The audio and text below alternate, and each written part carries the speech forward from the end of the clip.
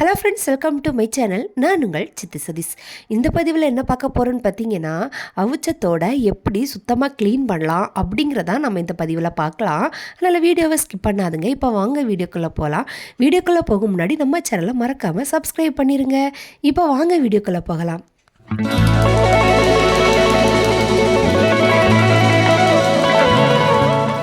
இப்போ நம்ம என்ன பார்க்குறோம் பார்த்தீங்கன்னா, இதுதான் தோடு. நிறைய பேர் இதை சிப்பின்னு சொல்லுவாங்க. ஆனால் எங்கள் இடங்களில் நாங்கள் இதை தோடுன்னு தான் சொல்லுவோம். சரி, இப்போ பார்த்தீங்கன்னா எங்கள் குட்டீஸ்லாம் தோடெல்லாம் அதை வந்து அந்த தோடு அந்த மேலே இருக்க ஓடை எடுத்துகிட்டு அதில் இருக்க சதையை எடுக்கிறது தான் இவ்வளோ மும்முரமாக வேலை பார்த்துட்ருக்காங்க. தோடு பார்த்தீங்கன்னா இது நான் அவிச்சு தான் எடுத்துகிட்டு வந்திருக்கேன். தோடு நார்மலாக எப்படி இருக்குன்னா, வாயெல்லாம் பிளக்காமல் க்ளோஸ் ஆகி தான் இருக்கும். வெளியில் அந்த சதை தெரியாது. நம்ம அதை தோடை அவிச்சு எடுக்கும்போது மட்டும்தான் இப்படி வரும். சில பேர் தோடை அதாவது அவிக்காமலே அந்த குழம்பு வைப்பாங்க. அந்த தோடை கத்தி வச்சு பிளந்து நடுவில் இருக்க சதையை கரண்டி வச்சு இலக்கி அதை குழம்பு வைப்பாங்க. ஆனால் நாங்கள் பார்த்தீங்கன்னா அதை அவிச்சு எடுத்திருக்கோம். ஏன்னு பார்த்தீங்கன்னா அதை ரோஸ்ட்டு பண்ணலாம் அப்படின்னு தான் அதை அவிச்சு எடுத்திருக்கோம். இப்போ தோடு எப்படி கரெக்டாக எடுக்கணும்னு பார்த்தீங்கன்னா, அந்த தோடை ரெண்டாக பிளக்கணும். நம்ம அவிச்சு வரும்போது நல்லா வாய் பிளந்துருக்கும். பிளந்ததை நம்ம பிளக்கும்போது ஒரு சைடில் மட்டும்தான் சதை அட்டாச் ஆகிருக்கும். பின்னொரு சைடில் பார்த்தீங்கன்னா அது வந்து சும்மா நார்மலாக இருக்க மாதிரி இருக்கும். ஒரு சைடில் உள்ள அந்த தோடு மூடி எடுத்துட்டு அந்த மறு சைடில் இருக்கக்கூடிய அந்த தோட்டு சதையில் போட்டு நல்லா இலக்குனா அந்த ஒட்டிகிட்டு இருக்க பகுதி தனியாக இலகி வந்துடும். அப்படியே தனியாக சதை எடுத்துடலாம் தனியாக. அதுக்கப்புறம் பார்த்தீங்கன்னா இப்போ நான் அவங்க இலக்கிட்டு இருக்காங்க இல்லை, இதுதான் அது வேஸ்ட்டு பகுதி. கண்டிப்பாக அது எடுக்கணும். எடுக்கலைன்னா நம்ம மொத்தமாக சாப்பிடும்போது கண்டிப்பாக வயிற்று வலி வரும். அதனால் கண்டிப்பாக அது எடுத்து தான் ஆகணும். அதுக்கப்புறம் பார்த்தீங்கன்னா தோடோட நடுப்பகுதியில் அதாவது சதையை நம்ம பிளந்து பார்க்கும்போது அதில் வந்து கண்ணின்னு ஒன்று இருக்கும். அது வந்து ரொம்ப டேஞ்சரஸ்ஸு. பாருங்கள், இதுதான் அந்த கண்ணி அந்த தோடோட நடுப்பகுதியில் இருக்கும். ஆனால் அந்த கண்ணியை நம்ம பிடிச்சிட்டு அந்த சதையை சாப்பிடலாம்.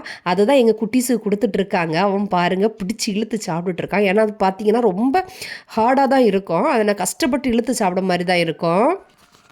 எங்கள் குட்டீஸ்லாம் பாருங்கள், அவங்களுக்கு இதில் எடுக்க தெரியும். அதனால தான் கேஷுவலாக இருந்து 2 பேரும் மாறி மாறி எடுத்துகிட்டு இருக்காங்க. இப்போ பாருங்கள், சின்னவனுக்கு தான் அந்த கண்ணியை கொடுக்குறோம். அந்த கேர்ஃபுல்லாக கொடுக்கணுங்க. அந்த கண்ணியில் சின்ன சின்ன இதாக இருக்கும். அதை பிடிச்சி இழுத்து வச்சுட்டு அந்த சதையை மட்டும் தான் சாப்பிட மாதிரி இருக்கணும். மற்றபடி அந்த கண்ணியில் நீளமாக இருக்கும், அது சாப்பிடக்கூடாது. அதனால கேர்ஃபுல்லாக எடுத்து சாப்பிட மாதிரி இருக்கும். சப்போஸ் நம்ம அந்த கண்ணியை விழுங்கிட்டாலும் நமக்கு கண்டிப்பாக வயிற்று கடி வரும். அதாவது பார்த்தீங்கன்னா வயிற்று வலி வேறு, வயிற்று கடி வேறு. வயிறை வந்து இது நல்லா கடிக்கிறது மாதிரி இருக்கும். அதனால் கேர்ஃபுல்லாக இருந்து சாப்பிடணும். அப்புறம் பார்த்தீங்கன்னா இதில் இம்பார்ட்டன்ட் ஒன்று என்னென்னு பார்த்தீங்கன்னா அது இதுதாங்க. இப்போ பாருங்கள், அந்த வேஸ்ட்டு பகுதி இருக்குது தெரியுமா, அதை நம்ம பிளந்து எடுக்கும்போது அதில் சின்ன புழு மாதிரி ஒன்று இருக்கும். அது புழு இல்லை, நாங்கள் ஆனால் புழுன்னு சொல்லுவோம். அது வந்து அந்த குடல் மாதிரி உள்ளது. கண்டிப்பாக அதுவும் எடுத்து தான் ஆகணும். இது எடுக்கலைன்னா இதெல்லாம் வச்சு சாப்பிடும்போது கண்டிப்பாக வயிறு கடிக்க தான் செய்யும். இப்போ பாருங்கள், இதெல்லாம் வந்து எடுத்து வேஸ்ட்டு தான், அதில் எடுத்து போட்டுறணும். சிலவங்க பார்த்தீங்கன்னா மொத்தமாக சேர்த்து ரோஸ்ட்டு பண்ணி சாப்பிடுவாங்க. கண்டிப்பாக அப்படி சாப்பிடாதுங்க.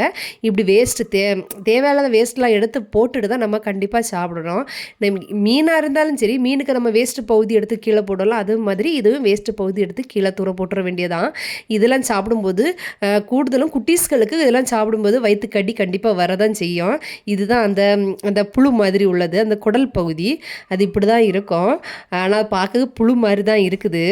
இப்போ பார்த்தீங்கன்னா இது கொஞ்சம் பழைய வீடியோ தான், எடுத்து கொஞ்ச நாள் ஆகிட்டு. இது பார்த்தீங்கன்னா எல்லா வருஷத்தில் ஒரு கொஞ்ச நாள் குறிப்பிட்ட நாள் மட்டும்தான் இந்த தோடு கிடைக்கும். இது சீசன் டைம் மட்டும்தான் கிடைக்கும். மோஸ்ட்லி பார்த்தீங்கன்னா கார்த்திகை மாதம் தான் இந்த தோடு கிடைக்கும். அப்புறம் பார்த்தீங்கன்னா இந்த தோடு சதை வந்து ரொம்ப சின்னதாக இருக்குது. ரேட்டு கூட இதோட சதை பார்த்தீங்கன்னா ரொம்ப அதிகமாக இருக்கும். சில தோடு பார்த்தீங்கன்னா ஒரு தோடு 10 ரூபாய்க்குமே விலை போகும். அதெல்லாம் பார்த்தீங்கன்னா கொஞ்சம் பெரிய தோடாக தான் இருக்கும். இது மொத்தமாக வாங்கும்போது, அதாவது ரேட்டு கம்மியாக வாங்கும்போது இப்படி சின்னதாக தான் கிடைக்கும். இப்போ பார்த்தீங்கன்னா தோட்டிலேருந்து சதையெல்லாம் எடுத்துட்டோம். குட்டீஸ் தான் மோஸ்ட்லி எல்லாமே எடுத்தாங்க. ஆனால் கண்டிப்பாக அதில் கண்ணி இருக்குது, அதில் வேஸ்ட்டாக இருக்கிறது எல்லாமே அந்த தோட்டில் இருக்குது. முன்ன பின்ன தான் இருக்குது. நான் கழுவும் போது கேர்ஃபுல்லாக பார்த்து கழுவி எடுத்துருவேன். ஒவ்வொரு தோடாக தான் கழுவி எடுத்து வைப்பேன். அதனால நான் வந்து கேர்ஃபுல்லாக தான் எல்லாம் எடுத்துருவேன். இப்போ அதை பார்த்தீங்கன்னா நானும் வீடியோக்கு எடுத்து காட்டுறேன்னு சொல்லி அவனும் தோடை எடுத்து காட்டிட்டு தான் இருக்கான். ஆக்சுவலாக பார்த்தீங்க பார்த்தீங்கன்னா, நீங்க நினைப்பீங்க வீட்டுக்குள்ள வச்சு இத எடுக்குறாங்க கண்டிப்பா ஸ்மெல் இருக்குமா இல்லையான்னு. கண்டிப்பா இது ரொம்ப ஸ்மெல்லா இருக்கும். ஏன் பார்த்தீங்கன்னா, குட்டீஸ்க்கு உடம்பு ஃபுல்லுமே ஸ்மெல்லா தான் இருக்கும். ஏன்னா அது கொஞ்சம் ஒரு மாரி ஸ்மெல் அடிச்ச மாரி இருக்கும். சிலவங்களுக்கு அந்த ஸ்மெல்லாம் பிடிக்காது. நாங்க சின்ன வயசுலயே இத சாப்பிட்டனால எங்களுக்கு அது வந்து பெருசா தெரியல. ஆனா வெளியிலேருந்து வரும்போது கண்டிப்பா முகத்துல அடிச்ச மாதிரி இருக்கும் அந்த ஸ்மெல்லு. போன வருஷமும் இதே மாதிரி ஒரு தோடு வீடியோ போட்டிருந்தேன். அது வந்து கழுவி சுத்தப்படுத்தி ரோஸ்ட் பண்ற வீடியோ தான்.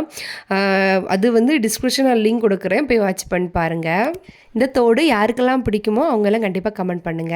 தேங்க் யூ ஃப்ரெண்ட்ஸ் வீடியோ முழுசா வாட்ச் பண்ணதுக்கு. Bye friends. அடுத்த வீடியோல சந்திக்கலாம். ஒன்ஸ் அகைன் நான் உங்கள் சித்து சதீஷ். பாய். அடுத்த வீடியோல பார்க்கலாம்.